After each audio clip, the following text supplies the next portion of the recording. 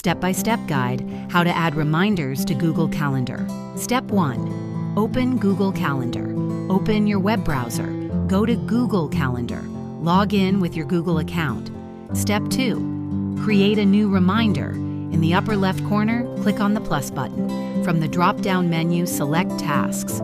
Step 3. Add reminder details. Title. Enter a title for your reminder. This could be a task, event, or anything you need to be reminded about. Date and time. Choose the date and time for your reminder. You can set it to a specific time or mark it as an all-day reminder. Repeat. Google Calendar also offers the option to put a reminder on repeat. For example, daily, weekly, monthly, when needed.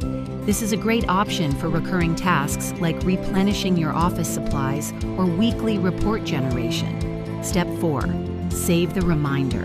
Enter all the necessary details. Once done, click on Save. Step 5. View and manage your reminders. Your reminder will appear on the specified date and time in your Google Calendar. To edit a reminder, simply click on it and choose the pencil icon. Once you've updated the necessary details, click Save. To delete a reminder, click on it, then choose the trash bin icon. Then click OK.